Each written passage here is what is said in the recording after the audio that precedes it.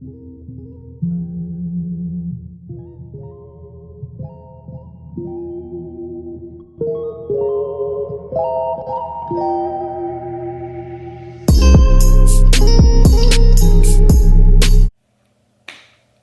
y'all, welcome back to my channel. I'm gonna give y'all a video that I know a lot of people been waiting on. Mainly my supporters, which is the real reason why I'm just gonna go ahead and do the video.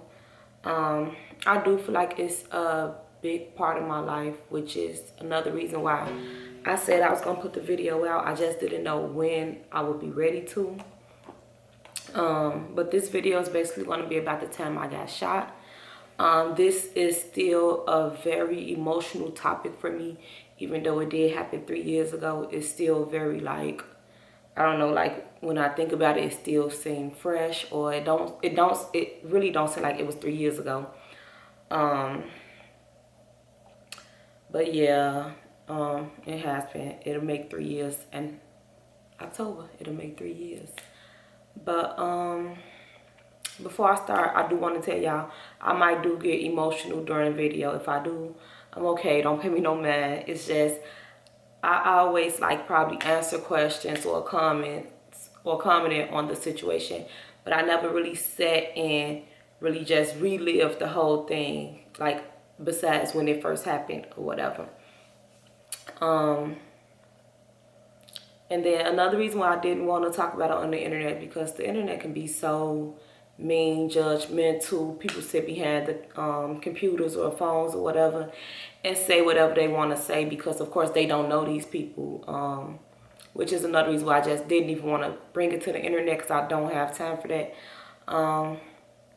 But trolls, can y'all catch me on the next video? Like, but just, you know, I just really don't want to hear no negative comments or judgmentals or opinions or nothing on a situation. But I do know what comes with the internet or whatever, so whatever. So I'm gonna take it from the beginning and then just walk my way all the way through. And then even a lot of people from like Chicago, from where I grew up at, don't know this story, because after I got shot, I had deleted all of my social media while I was in the hospital, because everybody was like, I just didn't want to be bothered. So everybody just made up their own story. I didn't heard so many stories about what happened that night. I didn't heard I got shot at a party, all types of stuff. I was not at a party. I didn't heard I got shot in the middle of the night. No, I had got shot at 10 o'clock a.m. on a Sunday morning. That's when I got shot. So anyway, let me start it off. So the person I was with when I got shot, I'm not going to say his name. Just out of personal reasons, I don't want to say his name. But, you know, rest in peace to him. I miss him, whatever the case may be. But okay, so I'm going to start it. So I had got off work one day, picked Kay up from school, daycare, whatever she was going. Then we did our normal routine. It was a lottery going on. Now, the lottery was for something $1 billion, and my grandma made, like, literally made the family play the lottery. She like, go play, just get a few dollars worth or whatever. So, okay, I'm like, okay, Kay, before we go home, I need to stop at the gas station and get my lottery tickets, you know, for my grandma won't beat me up, whatever the case may be. So I went to the gas station and I ordered my lottery tickets. Why nobody ain't ever fucking tell me that you can't pay for lottery with cards? Didn't know that. So I'm in the gas station. I paid for my lottery tickets, and then so I'm in the gas station. So she tell me my however much I had to pay, which it was only like probably like $6 or $7. And I only had my card though, because I didn't know I had to use cash.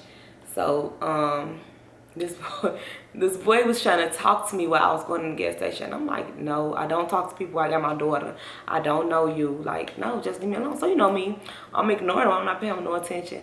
So he's standing right behind me when the lady said, like, I gotta pay cash. So the lady, she kind of like had got agitated with me because she had rung up my lottery tickets and I had to pay cash and I only had a card or whatever. So he was just like, don't worry about it. I got her lottery tickets. So he paid for my lottery tickets. So another guy was in there. He was like, he just paid for your lottery tickets. That was sweet. And just give him your number. So I'm like, okay, whatever. I gave the boy my number. Gave him my number. And I would say we was talking for like maybe not even a full 2 weeks. So we was talking for like a week or whatever. Everything, you know when you first meet a nigga, everything is just, y'all know how it be, that honeymoon stage, that when you first start talking stage. As soon as we had started talking, we had just started going on dates or whatever. And then the job I was at, I was getting switched over from my it was what they call 900 hours, but it was just like I was getting switched over from temp to permanent at the hospital I was working at. So before I can get switched over though, I couldn't exhaust my 900 hours, and I was at like an 800 and something, and the process was taking longer than expected. So my manager suggested that I took time off. So it was just like perfect. I had 2 weeks to just sit around and do nothing until I came on permanent. And then I had just started dating this boy. He was from the hood, so y'all know he ain't had no job or whatever. Well, he ain't had no 9 to 5. So we have been going on dates or whatever. I remember we went to the 13th floor. That was my favorite date, the 13th floor. We in there. I'm acting like I'm just so scared, and he's just.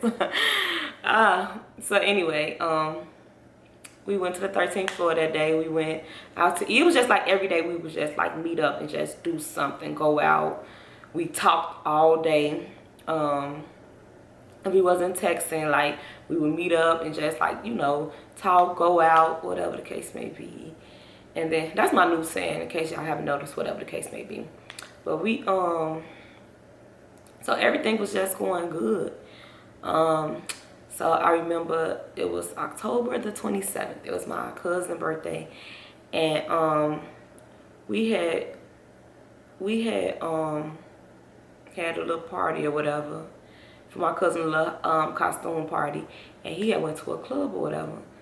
So I'm saying, y'all gonna get where I'm saying this. So we had so my cousin, y'all, so she had a Halloween party, and I had on this little I'm gonna post a picture of here what I had on. It was like a dragged out costume or whatever.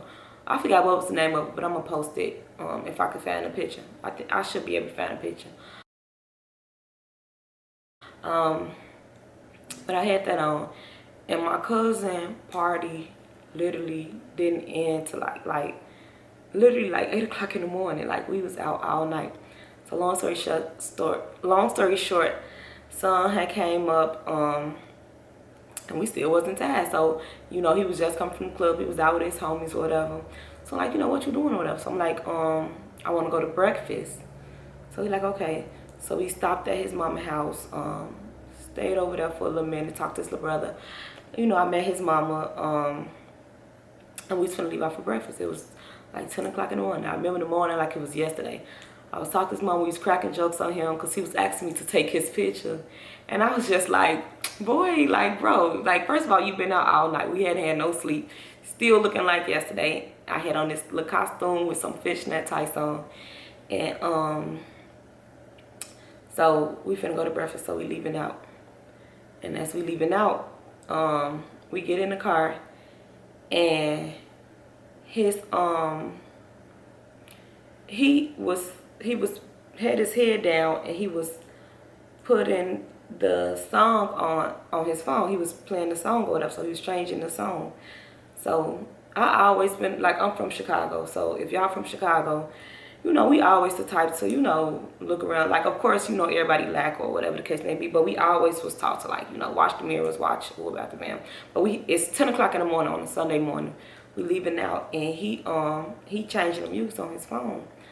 So all I remember is I looked up. It was a car in front of us. I'm not going to tell the whole description or whatever, but it was a car in front of us.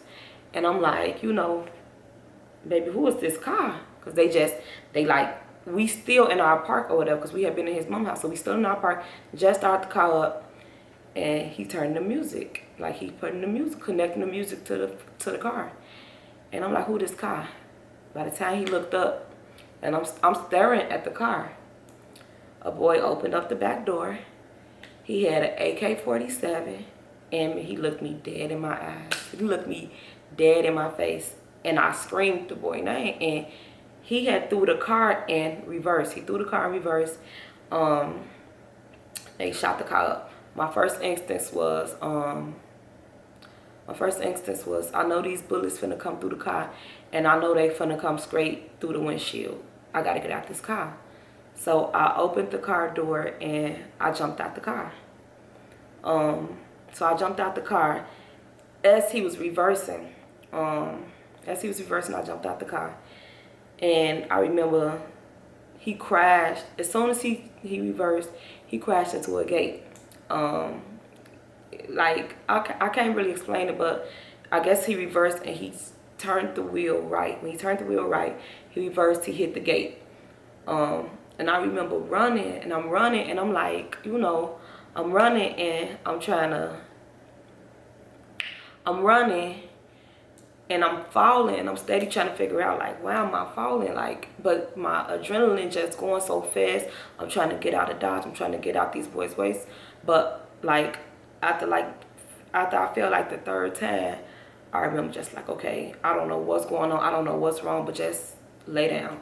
And I prayed, y'all. I prayed, and I was just like, I hope these boys do not get out this car to make sure that we did. Because, like, I was stuck. Like, I could not understand why the fuck I couldn't move. Like, you know how when you be in the movies and you fight and you feel like you fighting in slow motion, or you feel like you swinging so slow or so soft. That's how I feel like. I feel like, damn, my legs not working no more, whatever.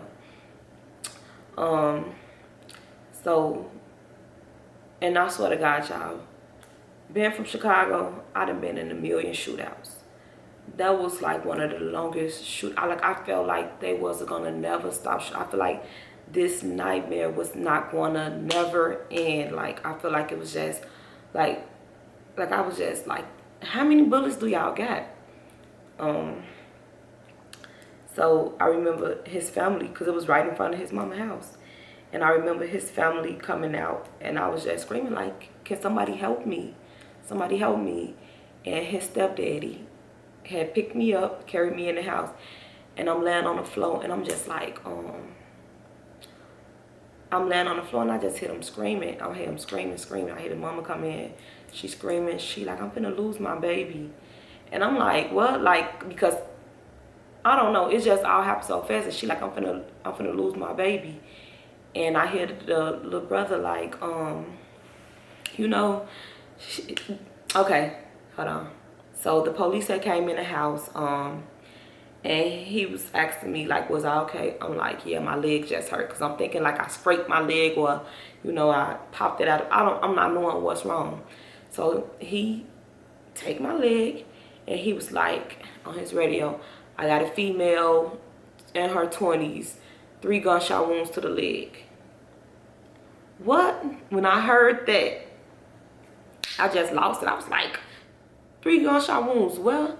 And when he said that, y'all, my leg felt like it was about to explode. Like, my leg, y'all, it's like, I can't even explain it. Like, it felt like I had my leg, and somebody had an air pump in my leg and was pumping it, and my leg was just, and I was looking at my leg, and like now I'm fully looking at it, and it's just like it's just growing, like it's just getting so big. It was so swole.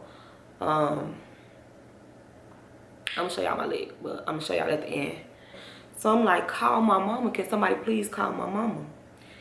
And cause when I jumped out the car, I had messed my phone up. When I jumped out the car, like it was a curb right there. When I jumped out the car, it was a curb right there. And when I first jumped out, I fell. So my phone wouldn't work, like the screen was messed up. I couldn't unlock it. So I was just like, can somebody please call my mama? So his mama come up to me, and she like, baby girl, what's your mama number? She called my mama, and she like, baby girl, what's your mama name? What's your mama name? And she got the phone on speaker, and my mama like, which one of my babies you got? Which one of my daughters you got? Because mama got 4 girls. She just steady asking, which one of my babies do you have? Who is you talking about? And the lady gave me the phone, and she went back out there to check on her son. At this point, I'm laying on their living room floor. I'm like, Ma, I'm shocked. When I said that, y'all, my mama started screaming, like to the top of her lungs. So I'm trying to calm her down to tell her where I'm at, because I'm asking people, like, you know exactly what street am I on? I just knew I was out south. I didn't know exactly what street I was on. So I'm trying to tell mama, like, Mom, I'm shocked. But she just was screaming so loud that I just hung up. I was just like, you know what? It's not like, okay. So I'm panicking. So he like, listen, it was a black police officer, and I wish I knew his name to this day to thank him, because he was one of the ones that kept me calm. He calmed me down. He was like, calm down, baby girl. He like, y'all good. He said, y'all good. When he said y'all good, that stuck with me. Okay, we both good. No, they had transferred him to the hospital before me. So they told him, so as I'm coming out, y'all, I'm like, grab my wig. Because I had on a wig, a closure wig. So y'all know them wigs, you could just take off. So I grab my wig or whatever. I grab my wig. What happened? So I get in the ambulance or whatever. My leg hurting so bad. I'm steady saying, how much longer we can make it? How much longer? Because my leg feel like it's gonna fall off. I'm panicking, and for some reason, when I get nervous or scared of something, I shake. I shake really bad. Like I'm shaking. So they steady trying to get me to calm down or whatever. But I'm panicking. Like I'm like, my leg is hurting so bad. I'm shot. I don't know. My mama is somewhat going crazy because she couldn't calm down for me to tell her exactly what was going on. She just knew I was shot, and I'm panicking. So, and when I do the GPS from where I got shot at to the hospital, it was like a 4-minute drive. But I swear to God, y'all, it felt like it was like a 30-minute drive. So we finally pull into the hospital, and I never went in the hospital through the back doors. So we pull to the hospital, and we go through the little garage or whatever. So when we go through the garage, it's people that are already waiting on me to get out. I get out. I remember seeing another girl there who had got shot, but she was good. She was up. She was sitting up. She looked cool. And I remember, I'm like, what a boy that I was with or whatever. They like, he's fine. He's fine. We have other doctors working on him. Okay, cool. And they took me in the room, and they told me that they was gonna, so the main doctor, he walked up to me. He was like, this person, he was like, you know, I'm gonna take care of you. You know, we're gonna make sure that your leg is perfectly fine. Are you okay? I'm like, no. I'm like, I called my mama and told her I was shot. I'm like, so I know my mama is somewhat panicking. I need to call her. He was like, give me your mama number. I gave him my mama number. He stepped off to the side, but he was like right by the bed, so I could still hear him. And he was like, hey, he was like, I have Takia with me. He was like, she's fine. We have 3 gunshot wounds to the leg, and but she's fine. He was like, but she needs her mom, so I need you to slow down. He was like, because you sound like you're driving. She was like, I am. He was like, I need you to slow down and make it to the hospital so you can take care of your baby. Do not rush her. She's fine. She's in great hands. She's wide awake. She's talking to us. We're finna do x-rays on the leg. Just slow down, Mom. So Mama like, okay, you know, I guess she slowed down. So the first thing I remember is they took me to get x-rays done. And I kept knocking on the thing, and they was just like, basically like, stop. And I'm like, no, I'm wet. And they was like, they told me something. I'm like, no, I'm wet. The IV had came out and wet the whole bed up, and it was just like, so they had to fix that. And then they put I went back to the trauma room, and I remember, I'm like I told y'all, when I'm scared, I shake really bad. So I was shaking or whatever. So and I wish I knew this doctor name. He came, he held my hand. He was like, I got you. He was like, you know, we're gonna get through this. He was like, you're doing fine. He was like, I'm gonna stay here. I'm gonna hold your hand. I'm gonna tell you exactly what's going on. He was like, right now, they're putting something like a balloon in your kneecap. What they're gonna do is they're gonna put it in your kneecap, and they're gonna bust the balloon. Don't ask me what that did, because I don't remember that part. I don't remember what that did. But I just remember feeling like a cold sensation, like running down my leg or whatever. But inside my leg, like I felt I felt the balloon bust in my leg, whatever. I don't know what it was to test, but whatever it was, they was like, okay, that's fine. So they did they little workup on me, checked, made sure everything was fine, make sure I didn't have no extra bullet wounds or scars or nothing or whatever. And I remember I was so embarrassed with the outfit that I had on. I had on fishnet tights with like a little dress. I just looked at a mess. I had my wig braids to the back. But I was like, okay, I'm like, how the boy doing that I came in with? He like, oh, I don't know, but I'll check on it for you. I'm like, okay, you know, could you let me know? He's like, okay. He like, no, probably like hour and a half had went by. He like, okay, we're gonna take you to a room. You know, we're gonna let your parents come back and see you. You know, because everybody's worried or whatever. I'm like, okay. So they put me in a room.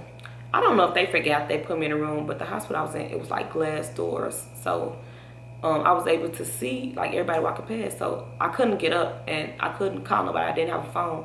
So I threw something at the glass window when the doctor was walking past. I'm like, I've been waiting on my mama to come back here for like an hour now. Could you check on it for me? She checked on it for me. And mama came back there. She was still crying. No, my mama and my stepdaddy came back there. My mama was crying. He was fine. And I'm like, Mom, what they saying about the boy who I was with? And she was like, oh, he dead. Like, it caught her off guard what she was saying. And I don't think, like, it registered in her head, like, you know, like, what she was saying to me.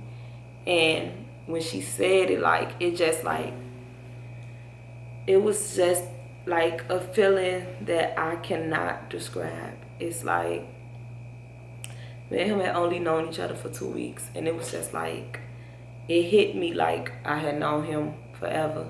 And we were still, you know, we were still like at the best stages, so it was just like, it was only good memories with him. And like when she said it, it just like rocked my world. Like, it was just like I was already like so in shock that I had got shot, but the person that I was with, he died. And I don't know, it was just like an undescribable feeling. So that kind of like that just set me out. So at that point, I didn't really want to see nobody right then and there. Like, but my grandma is like my soft spot. So after my mom and my stepdaddy tried to calm me down, they sent my grandma back there. You know, she kind of like soothed me or whatever. And they took me upstairs to the room I was going to be staying at overnight. When they took me upstairs, they told me that the hospital had been shut down. Nobody could get up. Nobody could, like, they shut the hospital completely down or whatever. They say people was calling up to the hospital asking, like, was I okay? But the people that was calling, like, it was just a lot. And I know it was a lot of people that was just wanting to be nosy. Like, I know I had people that genuinely cared, but it was people that was just like y'all really calling up to the fucking hospital. Like, but like I said, they had shut the hospital down. And I remember, I think I was under the cover, and I remember somebody getting in the bed with me. And when I looked around, it was my best friend. It was India. She had gotten in the bed with me. And I was just like, how you get up here? Where you come from? Because she was living in Atlanta at the time.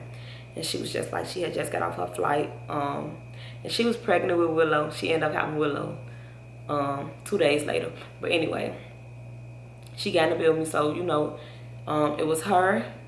It was another one of my best friends, Danny.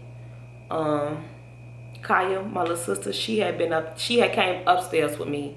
And they had shut the hospital down to probably around midnight. So we stayed up there for a minute, and you know, they just, you know, tried to keep me in high spirits, but it was just like the fact that he died really made the situation like 100 times worse. Like, I was already devastated about the situation. But learning that he had died, it was just like, I was just in and out. Like, I was just,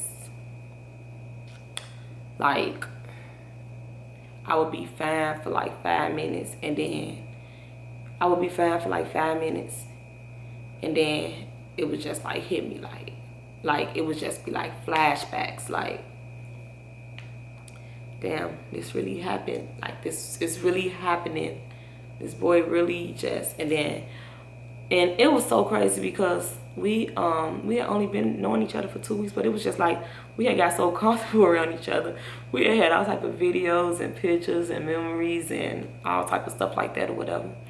So and then the fact that I had broke my phone. So yeah, I had broke my phone. So like all our memories was just like gone. Like, and I never back my phone up. Still to this day I don't, and I'm so stupid. But yeah, so that had like crushed my heart.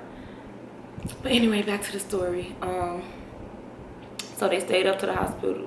So now remember, y'all, this happened at like 10 a.m. So they shut the hospital down for a few hours. They started back letting people up probably at around like 7-ish, and visiting hours was over at 8. So I would say my mama, my grandma, Danny, India, and Kaya stayed up there until visiting hours was over. And then at around 7, I had a few more friends and family able to come up there and see me or whatever. Kaya ended up spending the night. Kaya was so, like, that was another thing. Like, the impact on me was just as much as it was on my family. Like, Kaya was heartbroken. Like she was so sad. Like, but anyway, okay, so I stayed in the hospital for 2 days, I believe. And of course I was on crutches, so they had to teach me to walk with my crutches. And I don't even think it was that hard to walk on the crutches. I think at that time I was just still so like weak about the situation. Like I didn't want to get out the bed. Like, so anyway, I had to gain my strength because at this time my baby missing me. My little sisters is all over the place because they don't know what's going on. You know, they telling them, and I'm in the hospital, I'm okay. But you know, I had to get home to my family or whatever. So I had ended up going to my mama's house instead of to my house. And I would say the most hardest part about the whole situation was the healing process. Like, it was the most depressed I ever been in my life. It was the most traumatic situation I ever been in. It was the biggest heartbreak I've ever had, and I've been through a lot of stuff. I've been through a lot. But it was just like, that was like, the feeling is like, it's undescribable. So I finally made it home, and I was just so emotional. One thing I remember is, so when I had to walk up and down the stairs, I could only use one crutch to walk up and down the stairs. My other hand was for the railing. So my mama have 3 floors. She got the upstairs, downstairs, and the basement. So I'm on the main floor, and I would have to go upstairs because I was sleeping in the guest room. And my little sisters would have to, so I would give them the crutch, and they would meet me at the top of the stairs or the bottom of the stairs with it. And I had gave somebody the crutch, and they forgot to meet me at the bottom of the stairs or something, or they went downstairs and they was waiting on me to come down. When I came down, they wasn't right there, so I had to wait on them to bring my crutch. And I just bust out and started crying, and I was just like, everything just had me so emotional. Kaya would sleep with me at night because I was having nightmares. I was reliving the moment, like it would just play in my head. So Kaya would sleep with me every night. Y'all, sleeping with her was hell. It was hell. She kicked me in my leg. She grabbed my leg while she was asleep. Kaya sleep really well, and like I think I was waking her up to tell her to move on. She jumped up and she grabbed my leg. She kicked me in my leg. She fell out the bed because the guest room, it was the back room, but it's also the guest room is just in the back of the house. The bed was, I think it was a full-size bed, but it was a small bed, and I just wanted to tell her so bad, like, I don't need you to sleep with me no more. But I think she was sleeping with me for my concern and for her own healing, or whatever I should call it, because she was so heartbroken that she just wanted to be under me.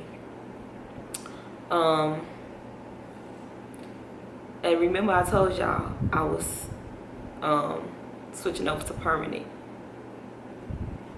Remember I told y'all I had just switched over from temporary to permanent from my job. So I had to go to work the following week after I couldn't take, like, I had just became permanent. I still had bills. I still had a daughter. So, but I'm gonna get to that part. So being at home, I remember Kaylee kept saying, "Mom, who shot you? Mom, why they shoot you? Mom." Like, she has so many questions. Kaylee always has been a crazy little girl. But devastated because that winter I missed out on all the winter activities. And if you know me and my baby be up. I missed out on Halloween. Thanksgiving, I still was depressed. I wouldn't come down. Christmas, I was finally able, I was able to enjoy myself with my family. Of course, everybody came over to my mama's house. But I was just like, I fell into this depressing state, and I had so many people that wanted to come see me, and I didn't want to see nobody. I didn't want to talk to nobody. Everybody wanted to know what happened. I didn't want to talk about it. I did not want to be bothered. I wanted to be by myself. I thank God daily for my support system and for my mama, my little sisters. They were there through the whole, they was there through my breakdowns. They was there through my crying in the middle of the night. They was there through it all. I most definitely wouldn't have get through that situation without them. Kaylee too. Kaylee was so mad, but she was mad because I wasn't able to carry her up the stairs no more. I know, so fucking lazy. She's like, "Mom, I hate those boys that shot you, because now you can't even carry your own daughter up the stairs." I remember I had to learn how to walk without the crutches. And I remember sending this video to my mama, and she sent back the teary face, and I'm like, I know I look a mess or whatever. I'm like, but I'm getting there. And she was like, "No, I'm just so sad this happened." She like, "I wish I could have took those bullets for you," which I think would be every parent's, wish. But I'm gonna show y'all this video of me learning how to walk again, and y'all, I look a mess. So, I was depressed. I don't know if y'all can see it. Let me see. So this was my first time walking without the crutches, and I was so proud of myself. I sent my mama a video.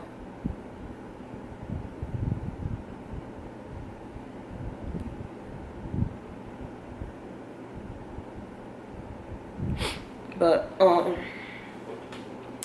so let me think what else is something that I would want to tell about this situation. And I am thankful for the people that made me accept their company, because when people would try to come over, I just either wouldn't text back or whatever the case may be. I was just in a really, really dark space, and I really hate even talking about the situation even now, because it just reminds me of, all of the misery and it's not something that I like talking about. Let me think what else. Okay, so remember I was telling y'all I had to go back to work. I only had a week to heal, and physically or mentally I was not ready to go to work, but I had to. I had too much going on. I used to have to, and so they told the job about what happened, of course. So they had set my station up. Like, instead of them saying, like, take some time off, no. That's why you got to be careful with these companies. They did offer to pay for me therapy sessions, but I turned them down. But they had my desk set up where it was like I had my pillow, because I had to have my leg elevated. I had my pillow sitting up here, and I had my like it was just, they had it all set up for me. Let me think. But even when I got off work, y'all, my leg would be, my ankle, my foot, everything would be so swole. It would be, I was in so much pain going home. Like, so much, like, my leg felt like I just wanted it to be amputated. Like, you know, I'm glad I didn't have to go through that. But at the time, it just felt like it was always so much pressure. I'm gonna show y'all another video.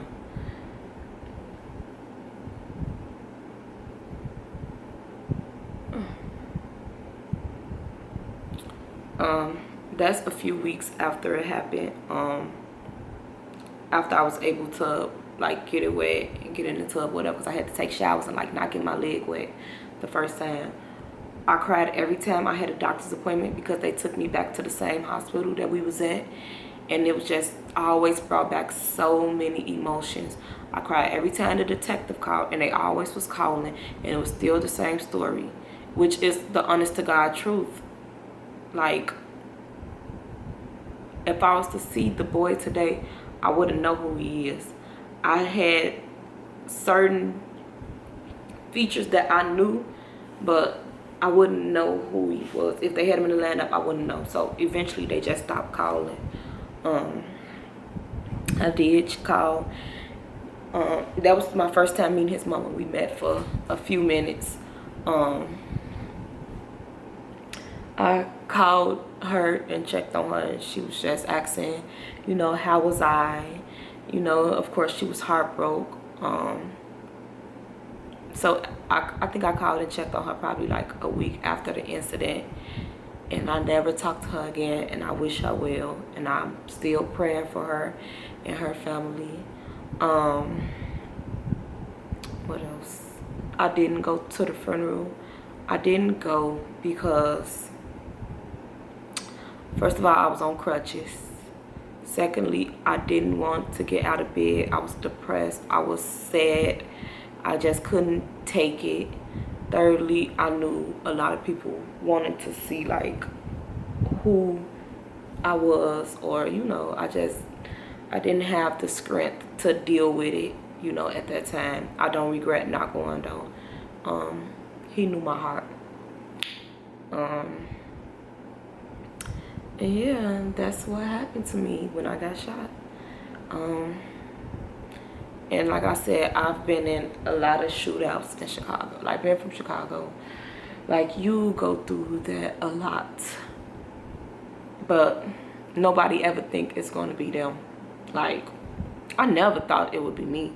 Like, still to this day, I'm still just at disbelief that this happened to me. Here is a picture. Like, probably a month later. Not even a month. It's like 3 weeks later. I did have a beautiful support system. I love my family dearly. My immediate family, my extended family. I love everybody. And I'm grateful, beyond grateful to have y'all.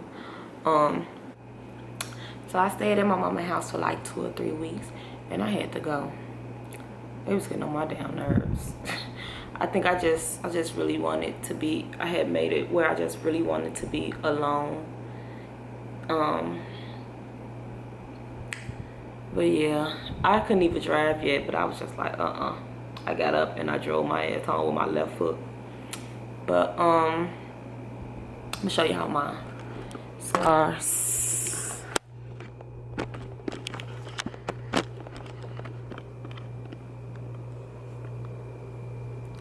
This was one of my scars. The bullet was still stuck in this one, so I had to get a procedure done.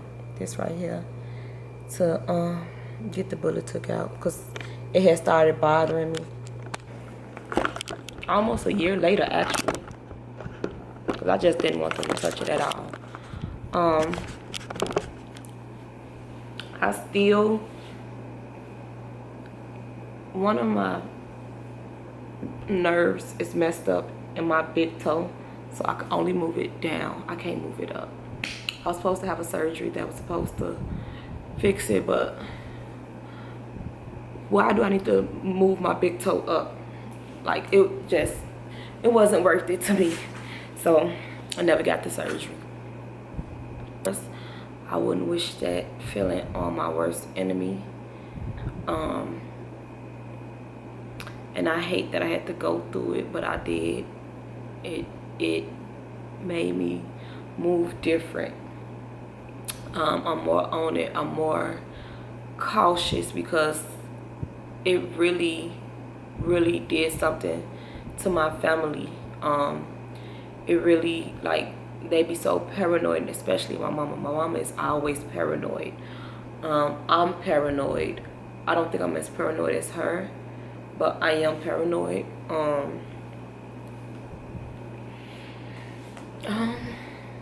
But yeah, it's a sad situation. I hate the fact that I had to go through that, but it happened, and I've grown from it, and I've progressed. And I hope y'all enjoyed this video.